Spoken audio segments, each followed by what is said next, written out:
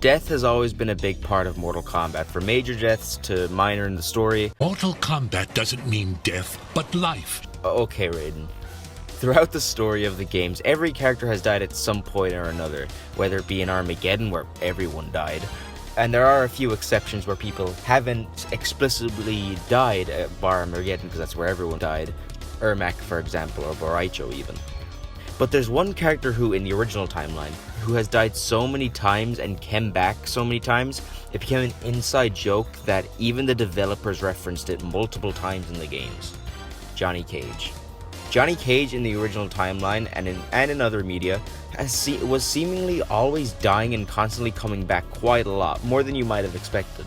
Before we get started, make sure to like and subscribe and follow me on Twitter. If there's anything you want to see me cover in a video, make sure to put it down in the comments below, and if I make a video about it, I'll give you a shout out. With all of that out of the way, let's get straight into the video. Mortal Kombat 2. The first death of Johnny Cage came in Mortal Kombat 2. After Raiden recruited Johnny Cage and gathered all of the fighters to go compete in the second tournament in Outworld, of course Liu Kang would go on to defeat Shang Tsung and Shao Kahn, and presumably Kintaro as well, to win the tournament. But prior to those victories, Johnny Cage of course competed, and it is confirmed that he did in fact face Kintaro. And in that fight, Johnny Cage would come up short and would be killed by the Shogun. At some point in the 90s, I believe around when Mortal Kombat 3 was either out or coming out, an audio file was released somewhere online where it's a woman crying and a man talking about the death of Johnny Cage at his funeral seemingly. And that's pretty much does confirm this is the way he was originally supposed to die. I've played and talked about this audio before, and if you want to hear that, go watch my Creepy Things Found on Mortal Kombat, because that is where I talked about it originally, and I don't like repeating myself. Mortal Kombat 3. After Shao Kahn's embarrassing loss to Liu Kang and the rest of the Earthrealmers, he decided to invade Earthrealm. He split his forces into groups called Extermination Squads to track down and kill the most powerful Earthrealm warriors and take them out. A part of these extermination squads was Motaro, who was the leader of his, and Kintaro was presumably a part of one of these squads too. Now in Mortal Kombat 3, in the story Johnny Cage is alive, so that does retcon what Mortal Kombat 2 said about Johnny Cage being killed by Kintaro, so that is non-canon, and Johnny Cage would return, but not on the playable roster. Motaro would track him down and find Johnny Cage and fight him.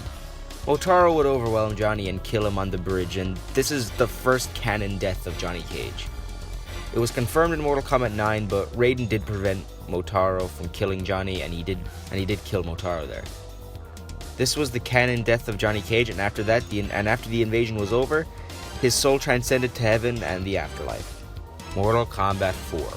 As previously mentioned, after Shao Kahn's defeat in the invasion, Johnny's soul transcended to heaven. From heaven, he watched the events of Mortal Kombat 4 unfold, and he saw the return of Shinnok and the beginning of his attack on Earthrealm. Now, Johnny Cage would find Raiden and ask him to restore him back to life so he could go back to fight in the battle against Shinnok, because he couldn't just stand there and watch. Raiden would restore Johnny's soul, and he would be returned to his physical body and fight against Shinnok's forces. But after the defeat of Shinnok, Johnny's soul was unable to transcend back to heaven, and he remained on Earth. It's also worth mentioning that a poster used to promote this game was Goro holding the severed head of Johnny Cage. Mortal Kombat Deadly Alliance. Years after the events of Mortal Kombat 4 and Shinnok's defeat, Johnny would return to his film and acting career. According to Deadly Alliance, he would film the movie Mortal Kombat The Death of Johnny Cage, where Johnny Cage was repeatedly being killed and brought back to life in the movie.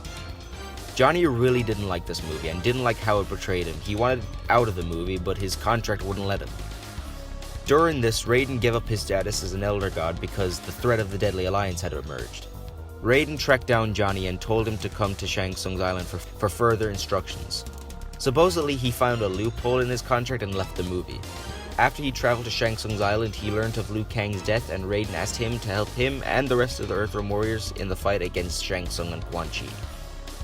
Johnny Cage, like the rest of the Earthrealm warriors, was killed in the fight against the Deadly Alliance, unfortunately. He, Sonya, and Jax fought off the Deadly Alliance Tarkatan Horde, but they were all three of them were eventually overwhelmed and killed, while Kung Lao and Kitana both fought the Deadly Alliance and both were killed by Quan Chi and Shang Tsung. Mortal Kombat Deception.